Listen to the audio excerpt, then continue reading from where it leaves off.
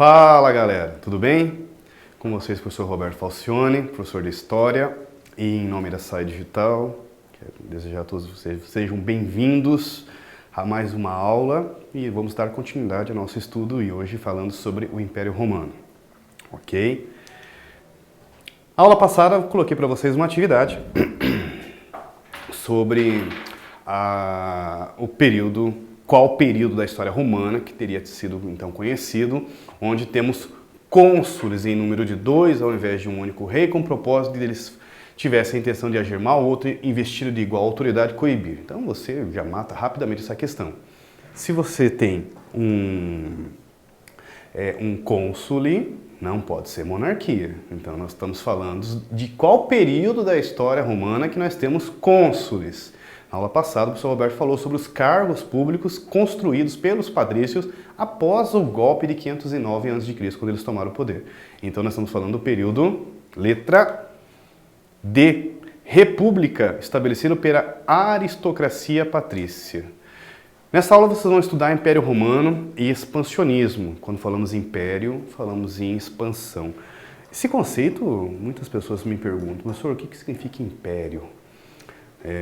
Fala-se muito também sobre a sua relação com o período atual, se você pode utilizar esse termo imperialismo, qual que é a relação.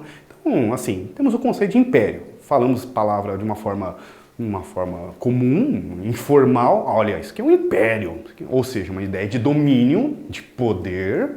Podemos usar o termo imperialismo, que daí nós estamos falando da época do século XIX, do neocolonialismo, quando os países europeus subjugaram, enfim, dominaram através de uma justificativa científica e econômica e tecnológica, os continentes africano e asiático. Então utilizamos o termo imperialismo, utilizamos o termo império quando falamos de influência, até mesmo, os Estados Unidos é um país muito poderoso com uma forte influência mundial. Ele é um império, um imperialismo, né? A China está construindo um império econômico no mundo. Então você tem esse conceito de império. Falamos império, falamos em domínio, como Roma construiu um império. E nós vamos falar depois do expansionismo romano.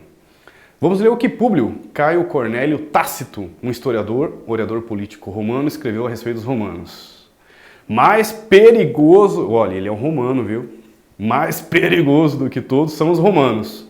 São ladrões do mundo. Depois de não mais existir nem país para ser devastado por eles, revolvem até o próprio mar. Saquear, matar, roubar, isto é o que os romanos falsamente chamam de domínio. E ali onde, através de guerras, criam um deserto, eles chamam de paz. As casas são transformadas em ruínas. Os jovens são recrutados para a construção de estradas. Mulheres, quando conseguem escapar das mãos dos inimigos, são violentadas por aqueles que se dizem amigos e hóspedes. Bens, propriedades transformam-se em impostos, colheita anual dos campos torna-se tributo em forma de cereais, sob espancamentos e insultos. Nossos corpos e mãos são massacrados na construção de estradas através de florestas e pântanos. Isso é Roma. Isso foi a civilização romana. Isso é Tácito. Ele é um historiador vivendo no período do século. Fico devendo para vocês aqui na atividade. Ele está concomitante, simultâneo ao período romano do Império. E ele está fazendo uma autocrítica sobre o seu próprio povo. Então ele é um historiador, orador, e ele está falando. Quem é Roma? Quem são os romanos? Como que você cria um império?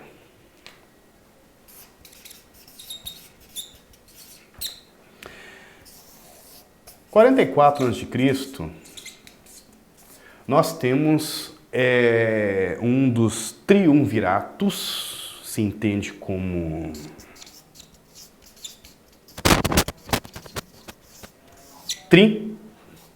três generais e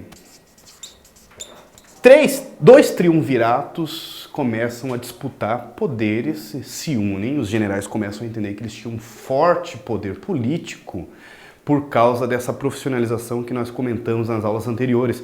É a chamada Reforma de Mário. Pesquise no Google, Reforma de Mário 111 a.C. Não é o Mário do armário, é o Mário General, um senador, curiosamente patrício, mas que vai acabar uma reforma do Mário que vai acabar partindo para ele mesmo depois a dor de cabeça.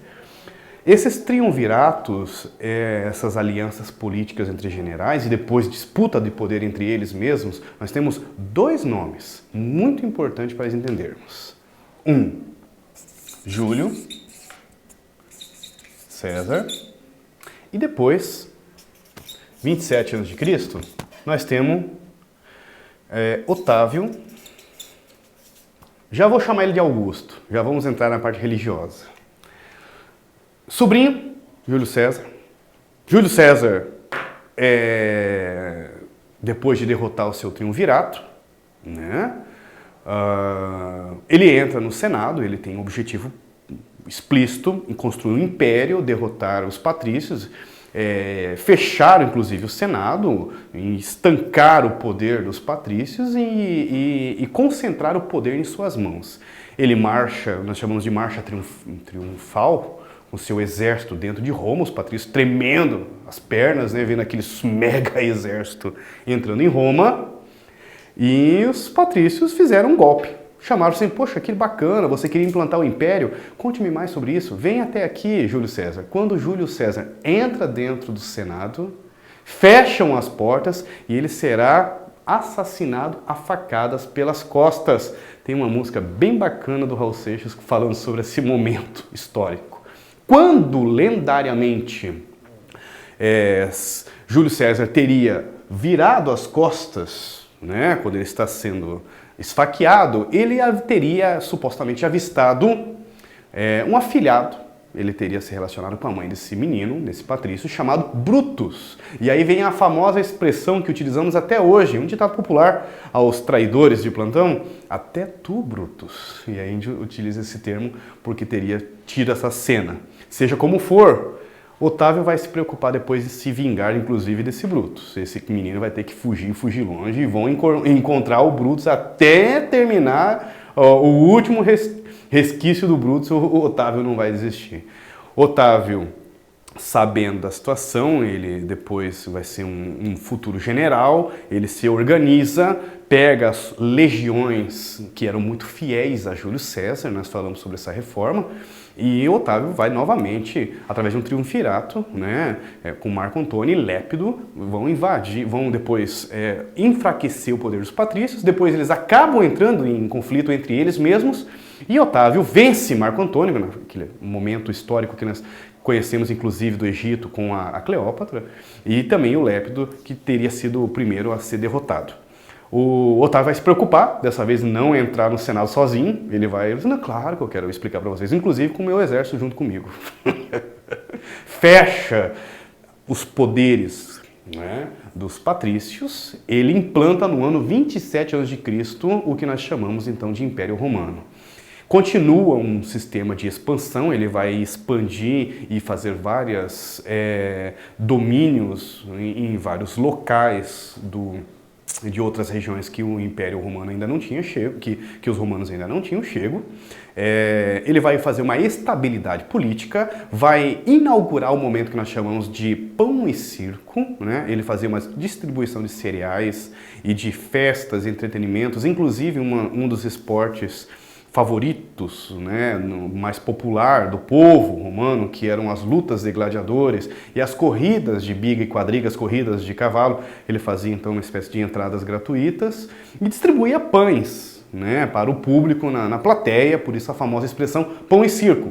É uma expressão que utilizamos até hoje, inclusive, quando falamos que nós temos um político ali querendo dar uma de populista, querendo ali estender alguma coisinha para o povo ali para fazer uma espécie de prática populista, conseguir o apoio de algum grupo social, nós usamos o termo, o cara está praticando pão e circo ali, está dando entretenimento para fazer uma esfumaçada, para enganar a galera com os problemas sociais. É um termo utilizado até hoje.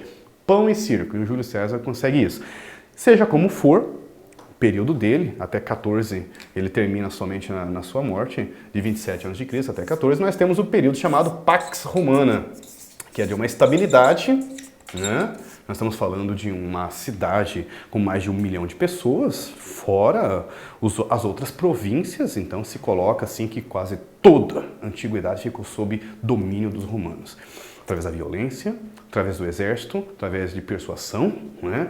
E eu sou um povo estrangeiro, eu sou, vamos dizer assim, hipoteticamente falando, eu sou judeu, estou aqui, serei dominado, serei conquistado pelo Império Romano, né? A região da Judéia será conquistada, será dominada a região de Israel, de Jerusalém. E como que eu faço isso? Eu tenho que pagar impostos, tenho que pagar tributos. Nós temos várias passagens bíblicas envolvendo Jesus Cristo com os chamados cobradores de impostos romanos. Ou temos algumas passagens bíblicas sobre a violência de soldados romanos. E isso daí dá uns pitacos do que era você ter um domínio sobre outras regiões, sobre outros povos. Tudo bem?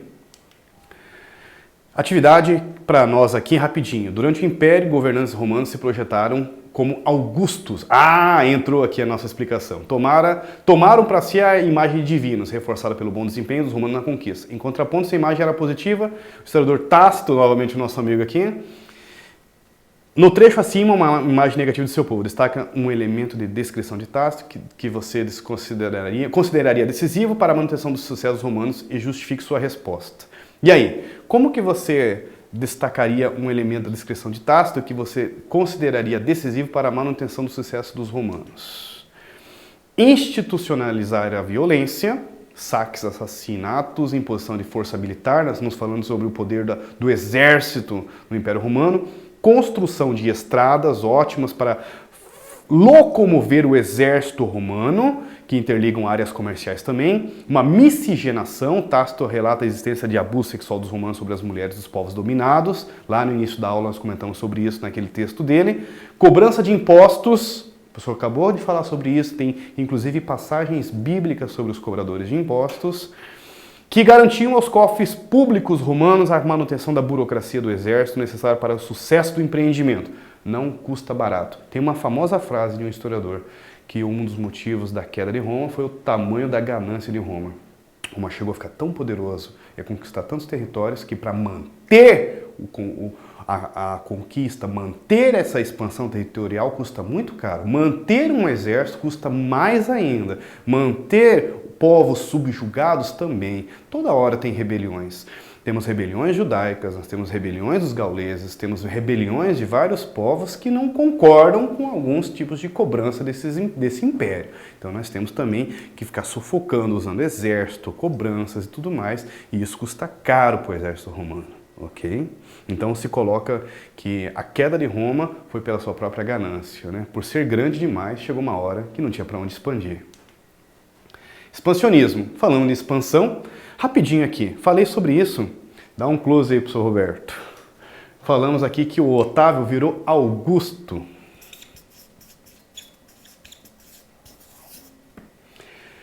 O Augusto é uma expressão divina, está ali, busto de Otávio Augusto, usado em coroa cívica, e nós temos na religião romana um momento chamado apoteose. O que seria isso? Um momento que o imperador ou uma pessoa, um mortal, receberia uma espécie de passagem direta para viver dentro de uma espécie de Elísio, dentro do Olimpo grego, uma espécie de passagem para morar junto com os imortais, com os deuses romanos, no caso, né? Júpiter, Saturno, Marte, Minerva, enfim. Essa apoteose, inclusive, acontece com Otávio Augusto e com os imperadores era muito comum. O livro Sai Digital fala sobre isso, inclusive, que os imperadores recebiam essa espécie de apoteose. Otávio, então, cria-se uma própria figura divina. Ele não se apresenta como um deus, mas como se ele tivesse uma ligação. E pede que a sua imagem seja cultuada junto com o panteão. O que é isso? O altar, onde se colocavam os deuses. Então se coloca Vênus, Júpiter, Saturno, Marte e colocava a imagem do imperador, como uma espécie de uma divinização. Teria que rezar para ele também. São politeístas, acreditam em vários deuses. E aí que vem um grande ponto da mudança com o cristianismo, não é? E por isso que também o cristianismo entra em choque com a religião romana. Não é? Você está falando de uma pessoa que está implantando um monoteísmo, que está questionando a figura divina, inclusive, do imperador, e daí, claro que ele vai ser crucificado, é claro que ele vai ser proibido, é claro que depois os cristãos, ou seja, os fiéis, né, que seguem as ideias de Cristo, também serão proibidos, também serão perseguidos. Nós chamamos de perseguições romanas. Atividade para casa, meninos. Em relação ao colapso do Império Romano, do Ocidente, próximas aulas vocês vão entender, só rapidinho aqui, existe dois Impérios Romanos. Em 395, o Imperador Teodósio faz essa divisão, em 380, o Imperador Teodósio faz essa divisão, em 395, com a tentativa de solucionar uma crise econômica que estava passando o Império Romano. Então surge o Império Romano do Ocidente, com capital em Roma, e o Império Romano do Oriente, com capital em Bizâncio, em Constantinopla, futura Bizâncio. Ok? Marque assinale a alternativa verdadeira. Então vocês vão dar uma estudada aqui sobre o Império, sobre a questão românica, falei sobre essa crise aqui, quando Constantino resolve conceder liberdade ao culto aos cristãos, e essa questão da crise também do escravismo. O tema aqui é Império Romano. Deem uma pausada aqui nesse conteúdo, estudem e próxima aula nós vamos solucionar juntos aí, tudo bem? Em nome da SAE Digital, quero agradecer novamente por estar junto comigo. Muito obrigado, um bom estudo a todos vocês aí. Nos vemos na próxima aula. Valeu, pessoal! Obrigado!